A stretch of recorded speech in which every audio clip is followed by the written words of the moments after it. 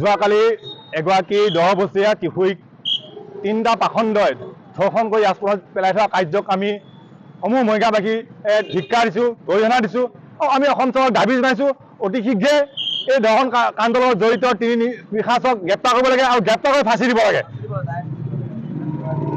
সময়ত কলিকতাৰ এগৰাকী চিকিৎসকক ধৰ্ষণ আৰু হত্যাৰ ঘটনাই গোটেই বিশ্বজুৰি তোলপাৰৰ সৃষ্টি কৰিছে।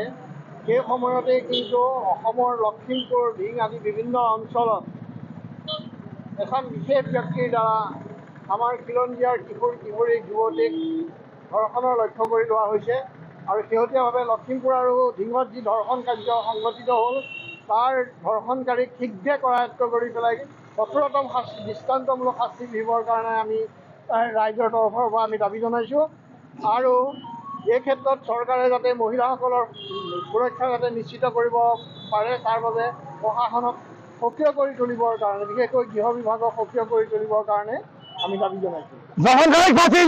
এইটো বৰ দুৰ্ভাগ্যজনক কথা যে এতিয়াও আমাৰ এখন হিন্দুত্ববাদী চৰকাৰ চলি থকাৰ পাছতো অতিকৈ দুখ লগাজনকভাৱে ইটোৰ পিছত সিটো পৰিকল্পিতভাৱে এনেকুৱা কাণ্ড কৰি আহিছে। আজি লখিমপুৰত হৈছে, আজি ধিঙত হৈছে আৰু বহুত জেগাত এই ধৰণে হৈ আছে। কিন্তু আমাৰ এই মাতৃভগ্নীসকলক সুৰক্ষা দিয়াত আমি আশ্চৰ্যজনকভাৱে ব্যৰ্থ হোৱা যেন লাগে। কিহৰ বলত বলীয়ান হৈ তেওঁলোকে ইমান সাহস কৰিবলৈ লৈছে?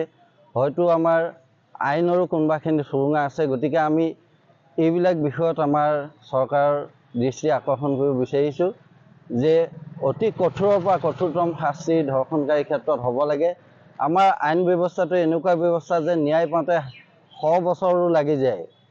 ধৰ্ষণকাৰীয়ে হওক বা অন্য ক্ষেত্ৰত এনেকুৱা আমাৰ যি প্ৰাচীন ন্যায় ব্যৱস্থা এইটো বহুত দিন লাগি যায়। গতিকে খৰতকীয়া এই হ'ব লাগে আৰু দৃষ্টান্তমূলক শাস্তি যাতে এনেকুৱা কাণ্ড কৰিবলৈ আৰু কোনোৱে যাতে সাহস নকৰে এনেকুৱা দৃষ্টান্তমূলক শাস্তি হ'ব লাগে।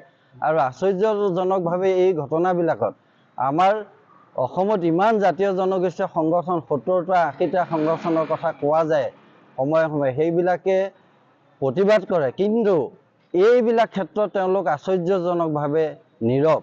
গতিকে আমি সেই সংগঠনসমূহকো আহ্বান জনাওঁ যে এই যি কাণ্ড, এই কাণ্ডৰ প্ৰবল প্ৰতিবাদ কৰি যি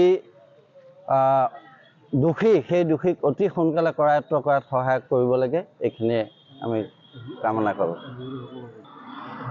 এইটো সন্দেহজনকভাৱে দিয়াৰ মানে তেওঁলোকক গ্ৰেপ্তাৰ কৰিছে হয়, কিন্তু উচিত তদন্ত কৰিবলৈ আৰু যদি এই তদন্ত প্ৰক্ৰিয়াত দোষী হিচাপে সাব্যস্ত হয় তেওঁলোকক দৃষ্টান্তমূলক শাস্তি দিব লাগে।